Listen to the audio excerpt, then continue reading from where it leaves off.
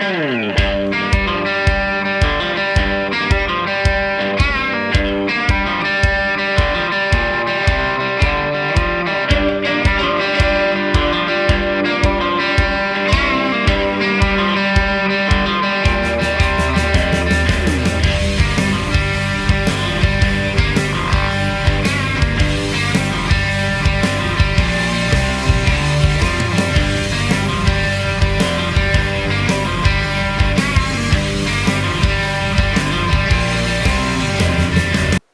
this video I'm going to show you why it's bad to have too many does on your property.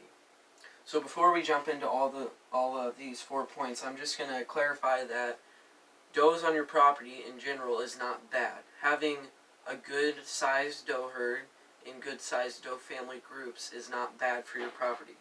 And I really haven't seen that many does around here during the hunting season.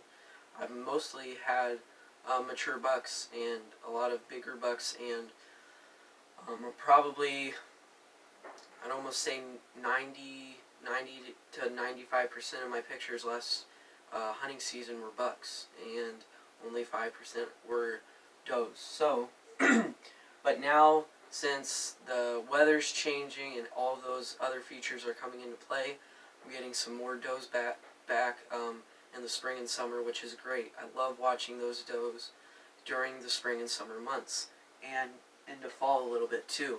But when fall comes back, it's even more exciting to see those mature bucks.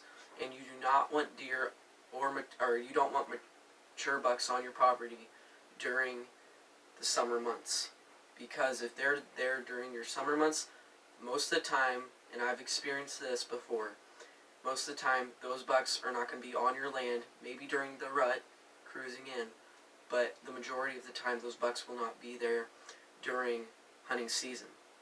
So I'm fortunate enough to be able to go out a lot, probably 4 days out of the week, and work on just any whitetail chores or checklists and stuff like that. And by the way, hopefully next video is going to be putting out a water hole, so I'm really excited to get those in the ground. It's raining right now. I planted some trees yesterday for cover. I planted some red cedar trees.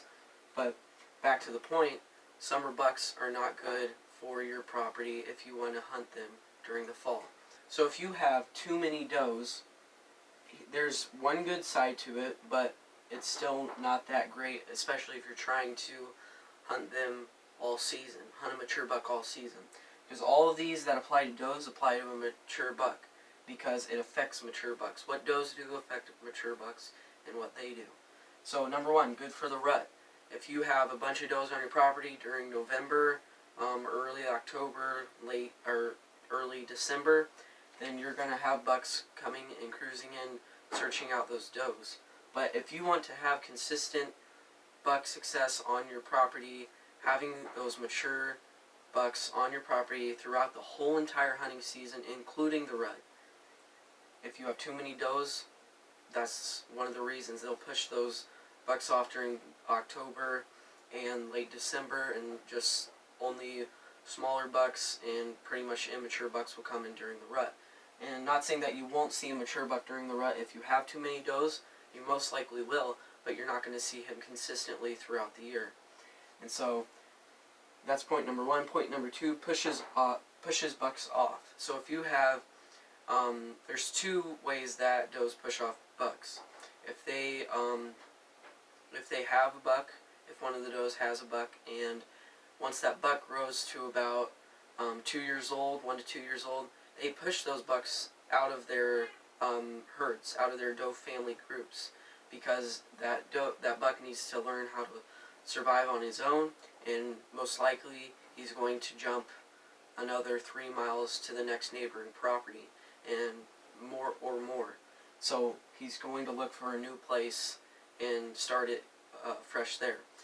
So if you have too many does, just quick recap, if you have too many does and a buck's born, once that buck reaches 1 to 2 years old, he's immature, he goes and finds somewhere else to live, he becomes a mature buck, and your neighbors shoot him, for an example. So that's why you do not want too many does.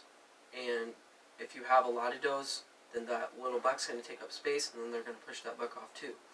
So, like I said, pushes bucks off that way, and then kind of down here to pressure. If you have too many does on your property during October and December, that pressures the bucks. They don't want to be around those does, not close to them. So that's going to pressure those bucks and make them bed somewhere else and possibly eat somewhere else. Not saying I have doe and buck bedding on my property, but they're almost 500 yards apart. And the food sources are, I have one by the buck bedding and I have one by the doe bedding. And so if it all plans out like I think it would, the does would be eating by their bedding, because does bed right next to where they eat. And I have a picture of this that I'll show you. There's a doe bedding right on the edge of the field. And so again, one of those bucks, if those bucks are going to bed right next to their food source, and they're going to be at least 100 yards apart from their food source because they travel to their food sources.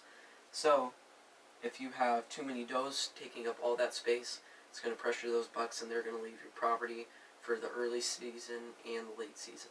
So then number 3, back to pressure. Kind of the same thing. If you have too many does taking up too much space, if you have a food plot, smaller food plots especially, like I have here, then those bucks, there's not enough room for all of them in that one single food plot, or where they feel comfortable in the ag fields. If they like to stay right on the edge, and if there's a bunch of does on the edge, they're not going to go to that ag field and find somewhere else to eat. So number 3, that's probably the biggest thing, is pressuring mature bucks and pushing them off. These two is that's what too many does do, is they push off tons of bucks. And I have property that I've hunted for a long time, and there's tons of does on it, and so I don't really see much until the rut happens. So making sure that you have a consistent and level doe herd and doe family groups will keep not only does but still mature bucks on your property. So then number 4 kind of applies what I already said, takes up space. If you have doe bedding and buck bedding, there's so many does that those does have to bed where that buck bedding is, then the bucks aren't going to have anywhere to bed. They're going to go find somewhere else. Actually saw a fresh doe bed. Well, I think I saw the doe that was bedded there. I spooked one up looking around yesterday, and so that was really neat to see, and I found its fresh bed right next to the back bedding area that I've been working on, so it's really cool to see that that switchgrass bedding is working.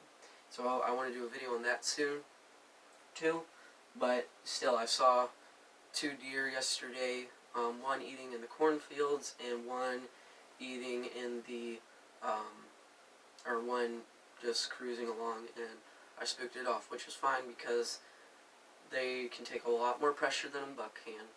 And I've had, like, I checked the trail camera yesterday. I went down and checked the trail camera, and I saw a little doe in the field the same night, about 5 hours later. It's because those does can take a bunch more pressure than those mature bucks can. What takes only 5 hours for a doe to come back can take up to 2 weeks for a buck to come back. Especially here, if you have small deer herds and small buck herds especially, if I go out there with the 4-wheeler during hunting season, especially, say I go out there with the 4-wheeler, I don't see another mature buck for another 2 weeks. The soonest I've seen a mature buck is a week and a half later. So that's always something that I keep in mind when I'm going out in the woods. Like, for instance, the shed season, I haven't looked too much because I've been busy planning stuff and prepping stuff, but you gotta just calculate how much time it's going to take for those bucks to come back after I've already been in there. So right now it's March 22nd, so it'll probably be about April, the first week of April, the last couple days of the first week of April before a buck comes back, and then does and doe family groups, probably be a week until they come back, 5 days to a week. So always something to keep in mind when you're going down the deer woods, and I hope all these tips help you, and I hope that you don't have too many does on your property, and if you do, it's still fun to get rid of them because you get to hunt them and you can kill them for the meat, and then it also helps your buck herd the next season or the same season, depending on when you're hunting.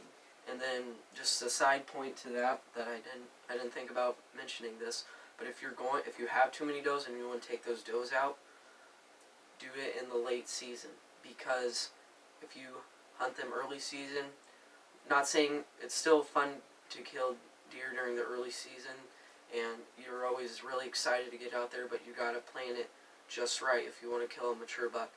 If I'm going to kill a mature buck, I don't want to be hunting does in October and then spoiling all of October because I've been in and out of the woods dragging deer. And so I want to be there in the late season, like the last half of the month of the season left. That's when I'm going to start shooting does if there's too many does on my property. So hope that helps you, and I can't wait to see what happens this season and making sure that we don't have too many does on the property, and so that way we're going to have tons of mature bucks like we did last season on our property this fall for us to hunt.